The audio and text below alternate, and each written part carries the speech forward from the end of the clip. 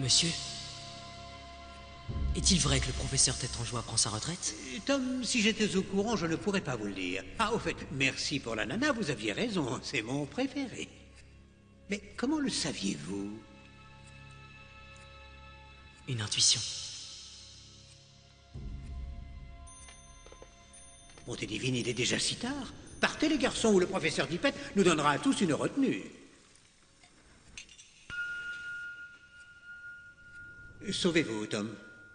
Il ne faut pas que l'on vous voie dans les couloirs après l'heure. Vous voulez me parler, Tom? Oui, monsieur. Vous êtes le seul à qui je pouvais m'adresser. Les autres professeurs ne sont pas comme vous.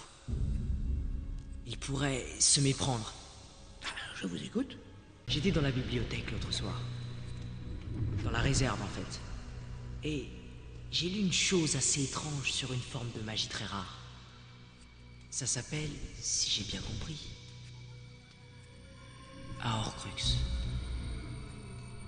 Je vous demande pardon? Un Horcrux. Je suis tombé sur ce mot dans un texte. Et je ne l'ai pas totalement compris. Je ne sais pas ce que vous lisiez, Tom, mais c'est de la magie très noire, vraiment très noire.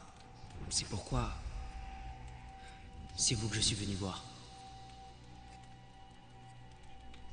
Un Horcrux est un objet dans lequel une personne a caché une partie de son âme. Monsieur, je ne vois pas très bien comment ça fonctionne. On sépare son âme en deux, on cache une partie dans un objet. En faisant cela, on est protégé si on est attaqué et que son corps est détruit. Protégé? La partie de l'âme qui est cachée continue de vivre. Autrement dit, on ne peut pas mourir.